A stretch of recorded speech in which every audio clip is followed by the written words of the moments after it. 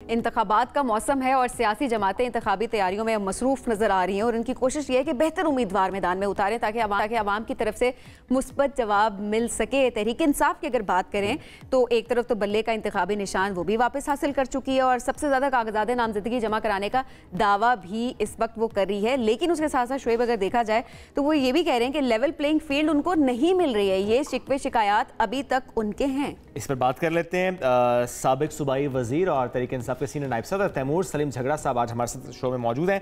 तैमूर साहब बहुत शुक्रिया आपने वक्त दिया। सबसे पहले तैमूर साहब यही जानना चाहेंगे कि बल्ले का निशान वापस मिल जाना, एक रिलीफ का मिल जाना, कितना ये एक आपके लिए एक टर्निंग पॉइंट है? यस, देखिए मुझे तो कोई शक नहीं है कि ये इंतखाबात इमरान खान और पीटीआई ने जीतने, जो भी प्री पोल रैंकिंग हो, बल्ले का निशान हो या ना हो। अच्छा। लेकिन इंतखाबात पे एक बहुत बड़ा सवालिया निशान उठ जाता अगर बैट का सिंबल पीटीआई के साथ ना होता। और अभी भी आप देखें कि खबर ये है कि इलेक्शन कमीशन ने कहा है कि वो सुप्रीम कोर्ट जाके चैलेंज करेंगे। एक तो केस पेशावर हाई कोर्ट में अभी जारी है, दूसरा मुझे ये बताएं, पहले तो ईसीपी के पास ये एक्सक्यूज थी कि 13 लोगों ने जो है वो आके पिटिशंस डाली है जो पीटीआई के मेंबर थे, बकौले उन पिटिशंस, जो कि हकीकत नहीं है। और ईसीपी का यहाँ पे किरदार एक जज का ही है ना, ठीक है। तो फिर ये मुझे बताएं, जब ईसीपी सुप्रीम कोर्ट जाएगा तो फिर ईसीपी की न्यूट्रलिटी और इम्पार्शियलिटी कहां पे रह जाएगी? कौन ये समझेगा कि ईसीपी जो है वो तमाम खिलाड़ियों को लेवल प्लेइंग फील्ड देना चाहता है? और कौन ये नहीं समझेगा कि ये जो साइलेंस है अभी भी, जैसे हम बोल रहे हैं, मैंने रहीम यार खान में वीडियो देखी, शाह महमूद साहब के साथ जो हुआ वो सब ने देखा, और अभी जब वो कोर्ट में पेश हो रहे हैं तो मीडिया को वहां पे जाने नहीं दिया जा रहा। तो कौन ये समझेगा कि ईसीपी साइलेंट स्पेक्टेटर है और क्यों है?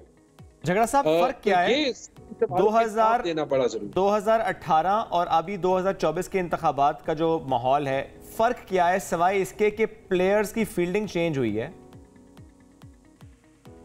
फर्क बहुत है। फर्क जबरी गुमशुदगियों का है। अच्छा। एक भी नहीं हुई थी। फर्क यह है कि हर पुलिस स्टेशन, हर पोलिंग, हर जो है वो आरओ के दफ्तर पे जो 200, 300 पंजाब पुलिस पहुंच जाते हैं, वो कभी नहीं हुआ था। फर्क वो 200, 250 पोस्ट प्रेस कॉन्फ्रेंसेस का, जो कि नहीं उस वक्त देखे गए थे। अगर इतना फर्क है तो फिर भी नामजदगियां तो बहुत ज्यादा है। ज़रा दावा पीटीआई का है कि कागजात नामजदगियां सबसे ज्यादा आपकी जमात की तरफ से जमा कराई गई हैं। अगर रोका जा रहा है फिर जमा कैसे हो गई हैं? क्योंकि ज़ाहिर है ये कुछ लोगों ने ये इतराज़ किया कि हमें जमा नहीं कराने दी गई, और वीडियोस जिस तरह से सामने आ रही थी, लेकिन वो भी साथ साथ यही बात आ रही थी कि शायद वो फेक वीडियोस हैं। ये भी इल्ज़ामात लग रहे हैं, लोग ज़ाहिर है उसको मुस्तरद कर रहे हैं कि नहीं ये वो भी फेक वीडियोस थी। तो क्या सच्चाई है उसमें? एक तरफ तो देखा जाए तो ज़्यादा कागजात नामजदगी आपकी पार्टी क्लेम कर रही है और वहीं पर कहा जा रहा है कि हमें नॉमिनेशन पेपर सबमिट ही नहीं कराने दिए गए। इसमें तो कोई तजाद नहीं है। पीटीआई की सबसे ज्यादा नॉमिनेशन पेपर्स इसलिए हैं कि इस सब के बावजूद पीटीआई बाय फार मुल्क की सबसे मकबूल पार्टी है, और जो 2,500 टिकट होल्ड, जो 2,500 पीटीआई एफिलिएटेड लोगों ने जमा किए, मेरे ख्याल में तकरीबन 1,000-1,200 और होंगे जिन्होंने पीटीआई नहीं लिखा होगा, क्योंकि जो खौफ का माहौल है। और साथ में जो आपने दूसरी बात कही कि वीडियोस जो है वो फेक हैं, देखें कुछ जो है वो आपको भी, जनरली मैं बात कर रहा हूँ, मीडिया को भी रिस्पॉन्सिबली एक्ट करना चाहिए। अगर हम ऐसे ट्रिवियलाइज करेंगे जो लोगों के साथ होगा, तो आप तो लोगों को ये लाइसेंस दे रहे हैं।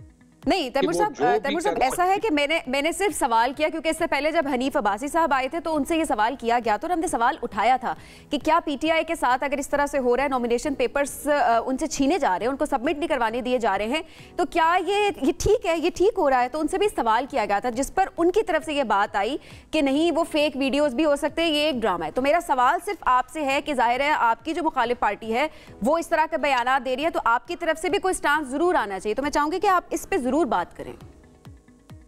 जी, ये बताएं कि जो शाह महमूद साहब के साथ कल हुआ उसकी वीडियो फेक थी, या फिर जो उस्मान डार की वालदा के साथ हुआ उसकी वीडियो फेक थी। इस तरह की कई मिसालें जो सलमान अकरम राजा ने कहानियां बयान की लाहौर में कि उनको कैंडिडेट्स के साथ जाना पड़ा ताकि उनके नॉमिनेशन पेपर्स जो है वो जमा हो सके। क्या पाकिस्तान के सबसे बड़े वकील ये बात जो है वो अपने दिमाग में खुद से बनाएंगे? देखिए, जरूरी है कि जहां पे सही बात हो उसको हम सही कहें। कल न्यूज आइटम आई कि इलेक्शन कमीशन ANP से भी उनका सिंबल लेना चाहता है। This is all nonsense. किसी भी पार्टी से इस लास्ट मिनट में उनका इंतखाबी निशान नहीं लेना चाहिए। मैंने खुद ट्वीट की, कहा ये कौन सी बड़ी बात है? कौन सी जमात हो सकती है जो कि इंतखाबात में मुकाबला ना करना चाहे? जवाब इसका एक ही है कि अगर आप एक लाडला जमात हो तो आप ऐसी बातें कर सकते हैं, और इसमें कोई शक नहीं कि नवाज शरीफ आए, लेकिन वो जो 21 अक्टूबर को उन्होंने कबूतर शो किया था, उसके बाद तो वो अपने कॉन्फ्रेंस रूम से निकले ही नहीं। तो मतलब उन्हें पता है कि उनका क्या हाल है ना, और उनको पता है कि कौम ने उनके साथ 8 फरवरी को इंशाल्लाह क्या करना है। वो तो जाहिर है अवाम जवाब देगी उस पार्टी को सर। लेकिन अगर मैं PTI की बात करूं तो जो धड़ेबंदी की खबरें आ रही हैं, क्या उसको भी आप डिनाई करते हैं?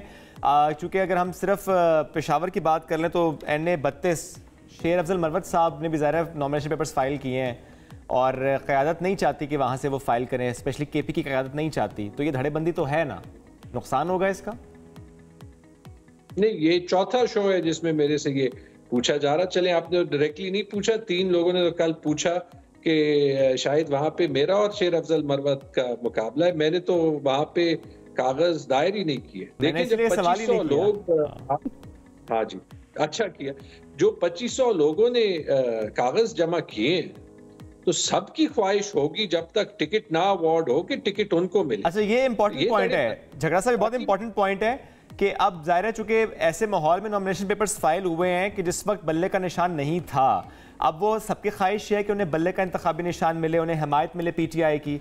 अब ऐसे में जब नॉमिनेशन पेपर्स फाइल हो चुके हैं तो क्या वाकई ऐसा मैकेनिज्म बनाया जाएगा कि बाकी सब बैठ जाएं और उससे एक ही उम्मीदवार खड़ा हो, या कि आपको लगता है कि नहीं, जो जिसने जमा करा दिए वो चाहेगा वो इंतखाबी अमल का हिस्सा रहे, उससे नुकसान होगा, ज़ाहिर है वोट डिवाइड हो जाएगा? 99.9% सीटों में इंशाल्लाह ऐसे नहीं होगा।